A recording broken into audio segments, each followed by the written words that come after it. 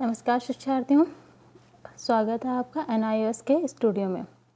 आज हम बात करेंगे DLED के कोर्स कोड 508 कला शिक्षा के बारे में।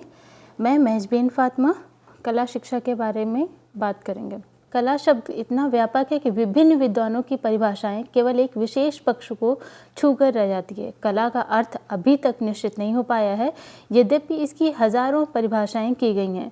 भारतीय परंपरा के अनुसार कला उन सारी क्रियाओं को कहते हैं जिनमें कौशल अपेक्षित हो। यूरोपीय शास्त्रियों ने भी कला में कौशल को महत्वपूर्ण माना है। कला एक प्रकार का कृत्रिम निर्माण है जिसमें शारीरिक और मानसिक कौशलों का विकास होता है। भारतीय विद्वानों के अनुसार कला शब्द की उत्पत्ति कल धातु से हुई, जिसका शाब्दिक अर्थ है सुंदर, सौम्य, कोमल। इसी प्रकार शब्द आर्ट की उत्पत्ति आर्स या आर्टिस्ट शब्द से हुई है, जिसका अर्थ है कुछ बनाना, निर्माण करना। कला शब्द का प्रयोग शायद सबसे पहले भरत मुनि के नाट्यशास्त्र में ही मिलता है, जो कि उन्होंने पहली शताब्दी में लिखा था। कामसूत्र, शुक्र नीति, जैन ग्रंथ, प्रबंध कोश, कला विलास, ललित विस्तार इत्यादि सभी भारतीय ग्रंथों में कला का वर्णन मिलता है। अधिकतर ग्रंथों में कलाओं की संख्या 64 यानी 64 प्रकार की मानी गई हैं। यूरोपीय साहित्य में कला शब्द का प्रयोग शारीरिक या मानसिक कौशल के लिए ही अधिकतर हुआ है। वहाँ प्रकृति से कला का कार्य भिन्न माना गया है। कला का अर्थ है रचना करना, अर्थात वह कृत्रिम है। प्रकृति सृष्टि और कला दोनों भिन्न वस्तुएं हैं। कला उस कार्य में है जो मनुष्य करता है। कला और विज्ञान में भी अंतर माना गया है। विज्ञान में ज्ञान का प्राधान्य है, कला में कौशल का। कौशल पूर्ण मानवीय कार्यों को कला की संज्ञा दी जाती है। कौशल विहीन या बेढप से कार्य किए जाने वाले कार्यों को कला में स्थान नहीं दिया जाता। हम अब आगे बढ़ते हुए देखते हैं कि कला की क्या क्या परिभाषाएं दी गई हैं। जैसे रविन्द्रनाथ टैगोर के अनुसार कला में मनुष्य अपने भावों की अभिव्यक्ति करता है, तो वहीं प्लेटो ने क्या कहा, कला सत्य की अनुकृति है। सत्य मीन्स अमूर्त सत्य। अमूर्त सत्य यानी कि जैसे झरना है, पेड़ पौधे हैं या बादल है, आसमान है, ये सब हमें इसका हमें अनुभूति कैसे हुई, इसकी अनुभूति हमने प्रकृति को देखा, प्रकृति को देखकर ही हमने उस अमूर्त सत्य को देखकर ही हमने उसकी अनुकृति की, उसको हमने कलाकृति के रूप में हम उसे जानते हैं। इस प्रकार हम देखते हैं कि जयशंकर प्रसाद के मुताबिक ईश्वर की रचनात्मक शक्ति का सीमित रूप जिसे हम धारणा के लिए प्राप्त करते हैं वह कला है। भगवान की रचनात्मक शक्ति क्या है? जैसे हम नदियाँ, पहाड़ों, महासागरों, सूर्य, चंद्रमा, आकाश इत्यादि जैसे भगवान की रचना या रचनात्मक शक्ति के रूप में देखते हैं। यह सीमित या छोटा रूप है। उदाहरण के लिए एक चित्र है जिसमें हम समुद्र में सूरज सेट का एक दृश्य देखते हैं। जिस क्षण हम इसे देखते हैं हमें खुशी से उजागर कर देते हैं, क्या एक सुंदर दृश्य इत्यादि। यह एक चित्र है जो भगवान की रचनात्मक शक्ति का संक्षिप्त या छोटा रूप है। यह ज्ञान या धारणा के रूप में देता है। इस छोटे रूप को बनाने को ही हम कला कहते हैं। मैथिली शरण गुप्त के शब्दों में अभिव्यक्ति की कुशल शक्ति ही कला है।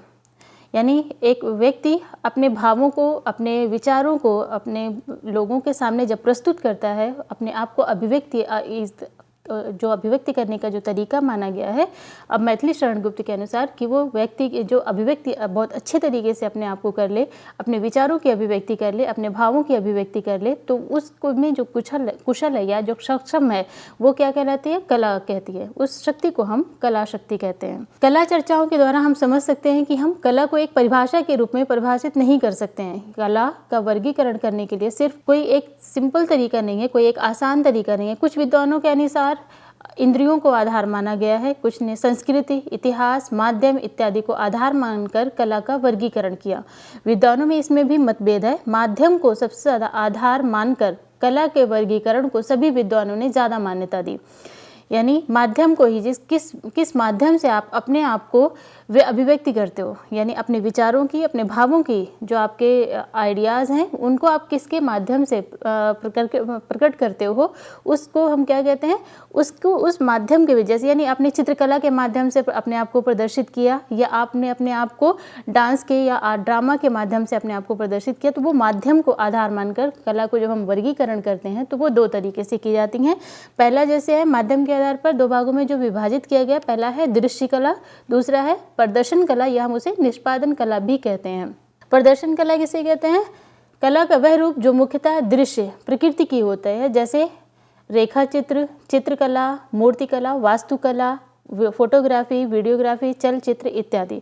उसी तरीके से जैसे हम ये चित्र देखते हैं, जैसे ये है तो ये हमारा क्या है, छापा चित्रण है, तो ये एक विजुअल आर्ट का पार्ट है, एक विजुअल। और ये जैसे इसमें हम देखें, पहला जो हमारी इमेज दिख रही है हमें कुछ पत्तियां हैं, पत्तियों का जो हम इम्प्रेशन ले रहे हैं, यानी हम उसका छापा चित्रण करवा रहे हैं, तो ये क्या है, विजुअल आर्ट का पार्ट है, यानी आप हमारा दृश्य कला का पार्ट है। और दूसरा जो हम नीचे उसके देख रहे हैं जो चित्र है वो क्या है, उसमें हमने एक कोलाज बनाया हुआ है। कोलाज के थ्रू आप अपने आप को प्रकट, यानी पेपर को, यानी जो हमारे पास कुछ पेपर्स होते हैं, कुछ कभी वेस्ट मटेरियल होता है, उसको हम पेपर को फाड़ कर जब एक कलाकृति के रूप में कुछ जो आकार है उसको हम प्रोत्साहित करते हैं अपने आप को या अपने स्टूडेंट को, जब हम प्रोत्साहित करते हैं कुछ नई वस्तुओं का निर्माण करने के लिए, तो उसे हम क्या कहते हैं, कोलाज मेकिंग कहते हैं। कुछ भी पेस्ट करना, यानी पेपर है या क्लोथ है या हम दाल वगैरह जो हम पेस्ट करके कुछ एक कलाकृति का, जब हम एक वस्तु का निर्माण करते हैं, यानी एक कलाकृति के जिसमें सौंदर्यात्मक ढंग से जो प्रस्तुत की गई है, उसे हम क्या कहते हैं, कलाकृति, यानी कोलाज मेकिंग कहते हैं। नेक्स्ट उसके बाद जैसे हम ये देखते हैं पॉपकॉर्न। पॉपकॉर्न हमने नॉर्मली हम भुट्टा जैसे कहते हैं आम वर्ड में, तो पॉपकॉर्न को हम देखें, उसको हमने नॉर्मली हम क्या है अपने घरों में हमें ये आसानी से मिल जाता है, तो बच्चों को हम ला करके हम इस तरह की एक्टिविटी भी कलाकृति के द्वारा करवा सकते हैं। ये सब क्या है, विजुअल आर्ट का, यानी दृश्य कला का पार्ट है। यानी हम जैसे उसके साथ में जो हमने ये हमारी जो इमेज है, यानी जो इस इमेज में हमने नीचे देखते हैं, तो हम मोस्टली हमारे पास क्या आता है, जो पेपर प्लेट्स होती हैं उसे हम ख़राब होते हैं, हम उसे फेंक देते हैं, तो उसको थ्रू भी हम कलाकृतियों को किस तरीके से सुंदर एक कलाकृति के रूप में प्रस्तुत कर सकते हैं। निष्पादन कला किसे कहते हैं? निष्पादन कला वो कला है जिसमें कलाकार अपने ही शरीर, मुखमंडल, भाव भंगिमा आदि का प्रयोग करके कला को प्रदर्शित करते हैं। यानी कला को प्रदर्शित मीन्स यानी अपने भावों को, विचारों को, भावनाओं को प्रदर्शित करना, यानी कुछ कोई आपके सामने जो भी आप प्रकृति, और इसके लिए ज़्यादा जो है इम्पॉर्टेंट होता है वो ये है कि सामने आपके दर्शक होने चाहिए। जैसे हम निष्पादन कला यानी परफॉर्मिंग आर्ट का जो बात करते हैं, तो परफॉर्मिंग आर्ट जैसे अगर हमने ड्रामा करना है या रंगमंच हम परफॉर्म कर रहे हैं कहीं पे, तो ये क्या होना चाहिए, उसके सामने हमें दर्शक होने ज़रूरी होते हैं। जैसे ये एक इमेज है जिसमें एक रंगमंच का एक अच्छा प्रस्तुत किया गया है, ये भांगड़ा कला और दूसरा क्लासिकल डांस कथक। यहाँ हम देख सकते हैं कठपुतली, और दूसरा हम ये फिंगर पपेट जिसे कहते हैं, हम ये सारी एक्टिविटीज़ अपने स्टूडेंट्स को, ये सब विजुअल आर्ट का, ये परफॉर्मिंग आर्ट का पार्ट है। यानी इसमें एक आर्टिस्ट अपनी बॉडी को यूज़ कर रहा है। यानी जैसे हम कठपुतली डांस करवाते हैं, कठपुतली डांस में क्या है, उसमें हैंड और आई का कोऑर्डिनेशन और वॉइस का, यानी आवाज़ का कोऑर्डिनेशन होता है। बिना उसके कोऑर्डिनेशन के हम क्या करते हैं, कोई भी हमारा जो मैसेज है, जो हमारी स्टोरी है, जो हम कन्वे करना चाह रहे हैं लोगों को, जो हम कहानी का चित्रण करना चाह रहे हैं लोगों के सामने, वो हम सही तरीके से प्रस्तुत नहीं कर सकते अगर उसमें कोई भी कोऑर्डिनेशन नहीं हुआ। तो इस तरीके से दृश्य कला में हम देखते हैं कि निष्पादन कला के विपरीत कलाकार अपनी कला का प्रयोग करके भौतिक वस्तुएं बनाता है, जैसे कि चित्र, शिल्प। निष्पादन कला के अंतर्गत कई कलाएं मौजूद हैं। इन सब में साम्यता यह है कि इनमें प्रत्यक्ष रूप से दर्शकों के सामने प्रदर्शित किया जा सकता है। जैसे इसके कुछ प्रकार हम देखते हैं कि निष्पादन कला के कौन कौन से प्रकार हो, कितने प्रकार के होते हैं। जैसे एक नृत्य हम देखते हैं, नृत्य के रूप में किसी संगीत के अनुसार हाथों, मुख और पैरों की एक विशिष्ट रूप से हिलाना, घुमाना नृत्य कहलाता है। इन हाथों पैरों के लिए जो चेष्टा में एक प्रकार का संदेश होता है। बातों द्वारा संवादन कर पाने के लिए विषय अनेक नृत्य द्वारा समझाए जा सकते हैं। रंगमंच निष्पादन कला की वह शाखा है जहां कहानियों को दर्शक के सामने प्रदर्शित किया जाता है। प्रदर्शन संभाषण, इशारों, संगीत, नृत्य आदि के द्वारा किया जाता है। साधारण रूप में रंगमंच द्वारा प्रदर्शन में मूल रूप से संवाद को अधिक महत्व दिया जाता है। जैसे हम डायलॉग, नॉर्मली हम क्या कहते हैं, डायलॉग जिसे कहते हैं, उसे यानी संवाद को हम ज़्यादा महत्व देते हैं। रंगमंच एकांकी, संगीत सभा, नृत्य, इंद्रजाल, जादू, मूक कला, शास्त्रीय नृत्य, स्टैंड अप कॉमेडी जिसे हम आजकल देखते हैं। जैसे अपने आसपास स्टैंड अप कॉमेडी में आपके यहाँ नॉर्मली आप टीवी शोज़ ऐसे देखते रहते होंगे, तो इसमें क्या है, आदि के रूप में हम ये सब जो जितनी भी हमने बात करी, ये सब रंगमंच के पार्ट होते हैं, रंगमंच के अंतर्गत आते हैं। इसमें एक कलाकार अपने भावों को, अपने विचारों को, जो उनका आइडिया है, जो वो प्रदर्शित करना चाह रहा है, वो प्रत्यक्ष रूप से दर्शक के सामने प्रदर्शित करता है। संगीत मनुष्य अपनी वाणी द्वारा गाकर कला का प्रदर्शन करता है। सुर, लय एवं ताल में गाने की विधि कला है, यानी बिना सुर के आप नहीं गा सकते, उसमें सुर होना ज़रूरी है। यह सीख कर ही प्राप्त की जाती है। पीढ़ी दर पीढ़ी कई परिवार में ऐसा भी होता है, भारत में संगीत द्वारा जीवनी चलाते हैं। इस कला प्रदर्शन को कई प्रदर्शनों में दैवी भावना भी की जाती है। जैसे हम हमें मोस्टली हम ये देखते हैं, जैसे भजन कीर्तन है, ये हमारी दैवी चीज़ें हैं, तो इसमें हम भजन कीर्तन भी हम नॉर्मली अपने आसपास के घरों में हम देखते हैं, तो ये भी एक प्रदर्शन कला का ही पार्ट है। जैसे उत्तर प्रदेश में ज़्यादातर ये चीज़ें हमें देखने को मिलती हैं। कला शिक्षा, अब हमने अभी तक जो बात की, हमने ये बात की कि कला कहते किसे हैं, है ना। अब हम बात करेंगे कि कला शिक्षा किसे कहते हैं। कला शिक्षा यानी शिक्षा, उससे पहले हम ये समझते हैं कि शिक्षा किसे कहते हैं। तो शिक्षा व्यक्ति की अंतर्निहित क्षमता तथा उसके व्यक्तित्व का विकसित करने वाली प्रक्रिया है। यही प्रक्रिया उसे समाज में एक वयस्क की भूमिका निभाने के लिए समाजीकृत करती है तथा समाज के सदस्य एवं जिम्मेदार नागरिक बनाने के लिए व्यक्ति को आवश्यक ज्ञान तथा कौशल उपलब्ध कराती है। शिक्षा शब्द संस्कृत भाषा की शिश शब्द से बना है। शिक्ष का अर्थ क्या है? सीखना और सिखाना। शिक्षा शब्द का अर्थ हुआ सीखने सिखाने की प्रक्रिया। शिक्षा समाज की एक पीढ़ी द्वारा अपने को से निचली पीढ़ी को अपने ज्ञान का हस्तांतरण का प्रयास है। इस प्रकार से शिक्षा एक संस्था के रूप में भी काम करती है, जो व्यक्ति विशेष को समाज से जोड़ने में महत्वपूर्ण भूमिका निभाती है तथा समाज की संस्कृति की निरंतरता को बनाए रखती है। बच्चा शिक्षा द्वारा समाज के आधारभूत नियमों, व्यवस्थाओं, समाज के प्रतिमानों या मूल्यों को सीखता है। बच्चा समाज से तभी जुड़ पाता है जब वह उस समाज विशेष के इतिहास से अभिमुख होता है। जैसे हमने देखा होगा कि हम आसपास कुम्हार है, कुम्हार क्या करते हैं कि उसमें कभी कोई कुम्हार को हमने ये नहीं देखा कि उसका बच्चा जाकर के कहीं दूसरी जगह बर्तन बनाने की कला को सीख रहा हो। वो ऐसा नहीं करते हैं। वो क्या है, पीढ़ी दर पीढ़ी वो उन्होंने अपने घरों में देख रखा है, बचपन से वो देखते आ रहे हैं, वो उस ज्ञान का दूसरे ज्ञान उसमें सीखते जाते हैं, यानी एक पीढ़ी से दूसरी पीढ़ी में उस ज्ञान का क्या होता है, हस्तांतरण होता रहता है। उसके बाद अन्य शब्दों में शिक्षा क्या है, क्षमताओं का विकास है। तो कला शिक्षा, हम इस जो हमने अभी तक जितना डिस्कशन किया उससे हमें क्या समझ में आया कि उन शब्दों में शिक्षा क्षमताओं का विकास, तो कला शिक्षा उन क्षमताओं का विकास है जिसके माध्यम से हम किसी भी माध्यम के सौंदर्य भावना के साथ उसकी अभिव्यक्ति भावनाओं को व्यक्त कर सकते हैं। यानी उन क्षमताओं का विकास है जिसके माध्यम से कोई व्यक्ति अपने विचारों को, भावों को और अपने विचारों और भावनाओं को सौंदर्यात्मक ढंग से प्रस्तुत कर सकता है। कला शिक्षा सीखने का क्षेत्र है, जो कि दृश्य, मूर्तिकला, चित्रकला और गहने, मिट्टी के बर्तन, बुनाई, कपड़े इत्यादि में डिज़ाइन पर आधारित है। डिज़ाइन तथा अधिक व्यवहारिक क्षेत्रों में वाणिज्यिक, ग्राफिक तथा घरेलू सामान पर लागू डिज़ाइन पर आधारित, जैसे हम आजकल लोगो डिज़ाइनिंग देखते हैं। समकालीन विषयों में photographic, video, film design, computer graphics इत्यादि शामिल है। कला शिक्षा का महत्व, अब हम ये देखते हैं कि कला शिक्षा का क्या महत्व। विक्टर लॉनफील्ड ने उन तरीकों पर बल दिया गया जिसमें कलात्मकता के विकास से विभिन्न चरणों में बच्चों को उचित मीडिया और विषयों द्वारा प्रोत्साहित किया जाना चाहिए और पाठ्यक्रम मुख्य रूप से विकास संबंधी विचारों द्वारा निर्देशित किया जाना चाहिए। विक्टर लॉनफील्ड के अनुसार उन्होंने कला शिक्षा के क्षेत्र में बहुत ज़्यादा कार्य किया है। तो उनके अनुसार कला की गतिविधियों को कभी भी उसको हम अपने बाकी विषयों को पढ़ाने में भी इस्तेमाल कर सकते हैं। यह देखा गया है कि कला गतिविधियों में लगे बच्चे अन्य विषयों को बेहतर तरीके से समझ सकते हैं, सीधे भाषाओं से भूगोल तक, विज्ञान तक। यानी नॉर्मल हम जो हमारी भाषा है उसके अलावा हम भूगोल तथा विज्ञान की बातों को भी हम आसानी से हम कला की शिक्षा द्वारा हम दिए जा सकते हैं। उनके विषय वस्तु को और अच्छे तरीके से हम समझा सकते हैं। अध्ययनों से पता चलता है कि जो छात्र रचनात्मक अभिव्यक्ति के किसी भी रूप से अवगत हैं, वे संगीत, चित्रकला या नाटक मानकों में और उच्च स्कोर प्राप्त करते हैं। कुछ अन्य निष्कर्ष बताते हैं कि विद्यालय में कला कार्यक्रम में लगे छात्रों को स्कूल से बाहर निकालने की संभावना अधिक नहीं है, जो कि किसी भी प्रकार की कला में नहीं होती।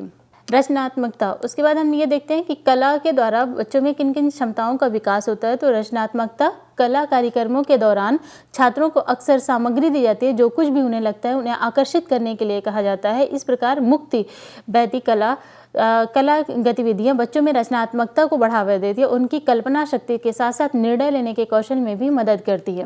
व्याख्या कौशल कला प्रशंसा कक्षाओं के दौरान छात्रों को कला के विभिन्न टुकड़ों से निष्कर्ष निकालने और आकर्षित करने के लिए बनाया जाता है। उनकी व्याख्या कौशल को मजबूत करता है और वे अन्य विषयों के साथ साथ जीवन को अन्य सभी पहलुओं से भी इसका उपयोग कर सकते हैं। गंभीर सोच और संचार कौशल कला एक बच्चे की बुद्धि विकसित करती है। अध्ययनों से पता चलता है कि बच्चों के संपर्क में मस्तिष्क गतिविधियों को बढ़ावा देने में मदद मिलता है। एक बच्चा सीखता है तो समस्या को कैसे हल किया जाए, वो यह भी सीखता है कि अपने विचारों और को कई तरीकों से कैसे व्यक्त किया जा सकता है। कला वर्गों के दौरान कला के विभिन्न टुकड़ों पर विस्तार से चर्चा की जाती है। यह चर्चा छात्रों को बहस या भाषण कक्षाओं में खुद को व्यक्त करने के सक्षम बनाती है।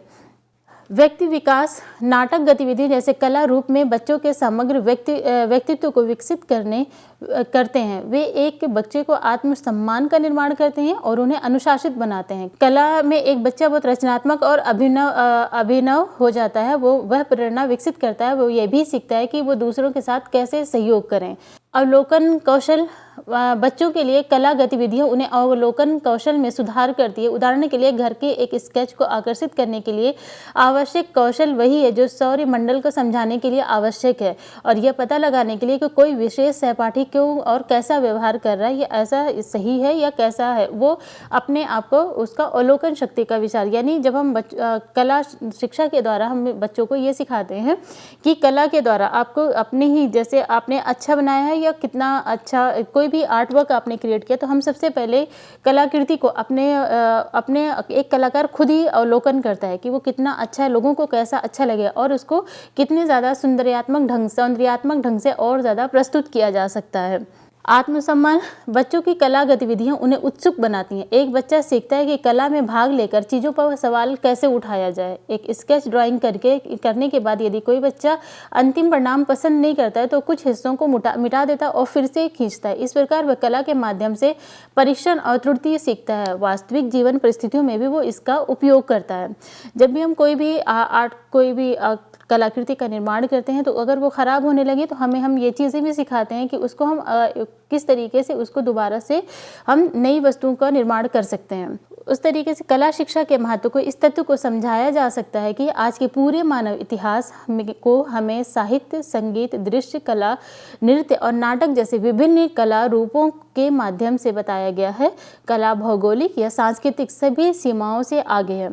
कला जीवन में कल्पना ला सकती है और कल्पना को जीवन दे सकती है।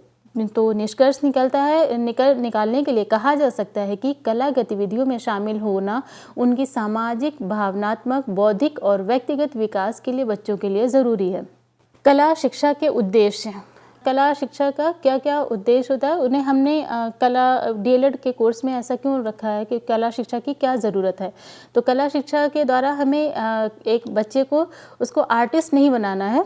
उसको क्या है, उसका हमारा जो मेन उद्देश्य होता है कला शिक्षा के द्वारा कि बच्चे अपने भावों को और अलग दूसरे विषयों को, जैसे कोई भी मैथ है, साइंस है, इंग्लिश है, इन सारे जो विषय है उन विषयों को अच्छे से समझ सकें।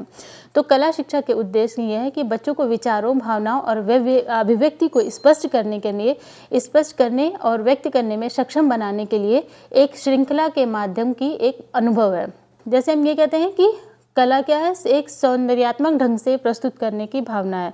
तो सौंदर्य अनुभव प्राप्त करने और सौंदर्य जागरूकता विकसित करने के लिए, यानी सौंदर्य के कोई भी आर्ट वर्क, अगर हम कोई भी कलाकार एक जो बच्चे के अंदर क्या करना चाहिए, सौंदर्य को अनुभव प्राप्त करना और सौंदर्य के प्रति जागरूकता विकसित करने के लिए कला शिक्षा आवश्यक है।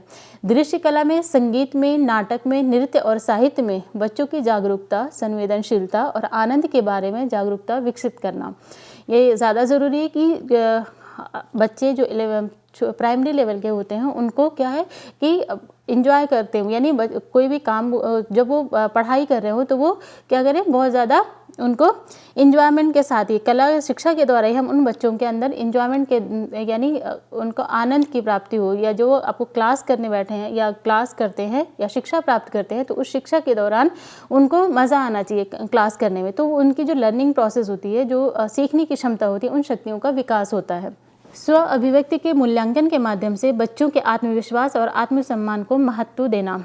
स्थानीय में कला की उत्कृष्टता और प्रशंसा की भावना को बढ़ावा देने के लिए क्षेत्रीय, राष्ट्रीय और वैश्विक संबंध दोनों, चाहे वो अतीत हो या वर्तमान हो, इन दोनों के संदर्भ में उनका विशेष ध्यान देना। यानी क्षेत्रीय मीन्स क्या हुआ कि जैसे हम बात करते हैं, अगर हम मधुबनी पेंटिंग की बात करते हैं तो हम बिहार या मिथिला पेंटिंग के नाम से हम जानते हैं, या हम वर्ली पेंटिंग की बात करें तो वो एक क्षेत्र विशेष यानी महाराष्ट्र की पेंटिंग है।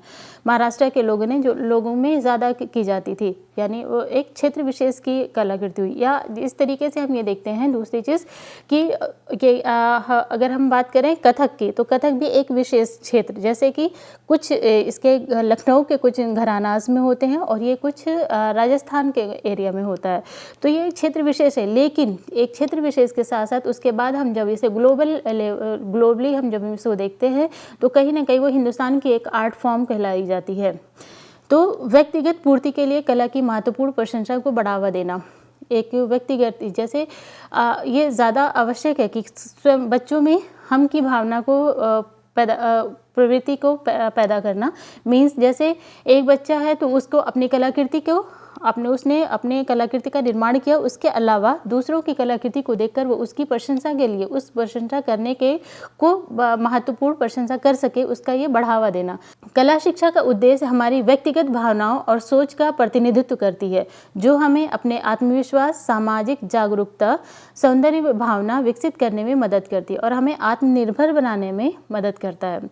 सामाजिक जागरूकता, कला शिक्षा के द्वारा हमें सामाजिक जागरूकता को प्राप्त होती है। सामाजिक जागरूकता इस तरीके से जैसे कि हमें हमारे समाज में क्या अच्छी चीज़ें हैं, क्या बुरी चीज़ें हैं, और जैसे क्या बुराइयां हैं, जैसे दहेज प्रथा है, बच्चों लड़कियों को पढ़ाई ना करने देना, ये सारी चीज़ें बुरी कुप्रथा है। तो इन प्रथाओं के प्रति समाज में क्या चीज़ें हम अच्छा कर सकते हैं। तो एक कलाकार के नाते कलाकार क्या करता है, अपने कलाकृतियों के द्वारा उनके लिए, जैसे एक पोस्टर के थ्रू ही, एक पेंटिंग के द्वारा, एक ड्रामा के द्वारा, एक नाटक के द्वारा लोगों में जागरूकता पैदा करने की कोशिश करता है।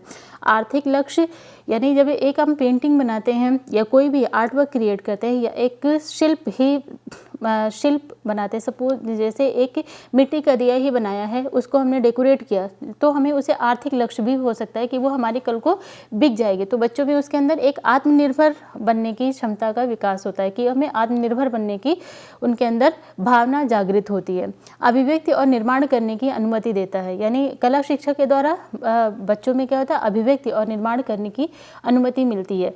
उसमें जैसे वो अपने भावों को वो फ्री होते हैं कि उन्हें किस तरीके से, बस उन्हें माध्यम पता है कि किस तरीके से हमें रचना कैसे करनी है, उसका तरीका क्या है, लेकिन उसे अपने दिमाग से अपना एक नया विचार प्रकट कैसे करना है और उसका निर्माण कैसे करना है, इसमें की पूरी अभिव्यक्ति, पूरी उनको फ्रीडम जो है ये उन्हें कला शिक्षा में ही मिलती है। सांस्कृतिक और ऐतिहासिक जागरूकता पैदा करता है, यानी संस्कृति और ऐतिहासिक, यानी हमारे संस्कृति क्या है, हमारे धरोहर क्या है, और ऐतिहासिक में यानी जैसे कि हम आसपास जो हमारा जो क्या कल्चर, हमारा इतिहास क्या था, कैसा था, हम हमारे यानी कि जैसे हम हड़प्पा काल की बात करें या हड़प्पा मोहनजोदड़ो, या अभी भी हम उस टाइम पे हमारी इतिहास क्या थी। जैसे हमने कला शब्द की बात की, तो कला शब्द हमें कहाँ से पता चला कि भरत मुनि ने लिखा था, उस ऐतिहासिक उन्हें हमें वो सारी चीज़ें हमने उनके अंदर जागरूकता पैदा करती हैं। वो हमारे इन जो भारतीय ग्रंथ हैं, उन ग्रंथों का भी अध्ययन के माध्यम से उनके अंदर ये होता है कि किस ग्रंथ में क्या चीज़ें लिखी हैं और उन सारी चीज़ों से अवगत कराती है। धन्यवाद।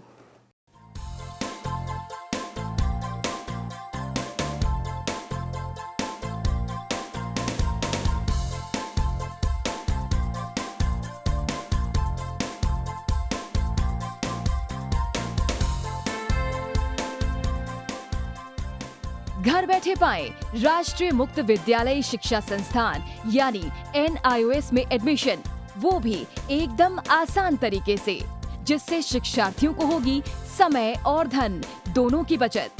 NIOS से शिक्षा कभी भी कहीं भी। शिक्षार्थियों, क्या आप जानते हैं NIOS में एडमिशन लेने का सरल और सुगम तरीका, जिससे शिक्षार्थियों को ऑनलाइन प्रवेश लेने में सहूलियत मिलती है। NIOS में प्रवेश की प्रक्रिया पूर्णतया ऑनलाइन है। शिक्षार्थी घर बैठे इंटरनेट द्वारा प्रवेश के लिए सबसे पहले NIOS की वेबसाइट www.nios.ac.in पर लॉगिन करें। अपना ईमेल आईडी और पासवर्ड डालकर अपना पंजीकरण करें। पंजीकरण के बाद लॉगिन करने पर ऑनलाइन प्रवेश हेतु आवेदन पत्र खुलेगा। आवेदन पत्र को निर्देशानुसार भरें और प्रिंट आउट लें। इस प्रिंट आउट पर अपनी फोटो संलग्न करें। ऑनलाइन प्रवेश के लिए शुल्क हेतु भुगतान के तरीके हैं: क्रेडिट कार्ड के द्वारा, डेबिट कार्ड के द्वारा, राष्ट्रीयकृत बैंक के ड्राफ्ट के माध्यम से, जो कि सचिव NIOS नई दिल्ली या नोएडा के पक्ष में देय हो।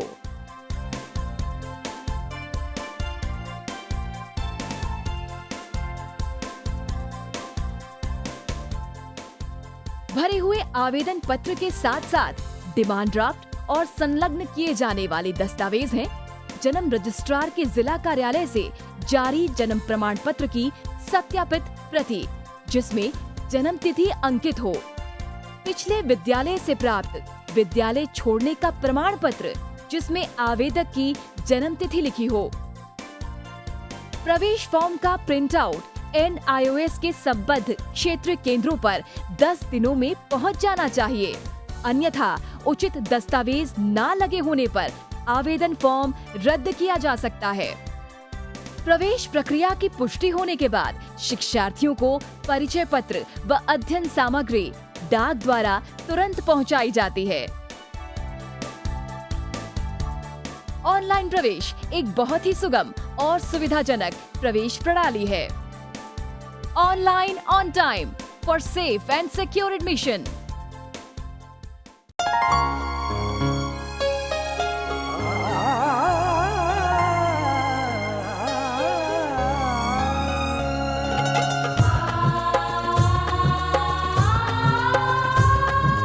जीवन ये प्रकाशित करने, राहों को आलोकित करने, हम अपना दीपक स्वयं बने, हम अपना रास्ता स्वयं चुने।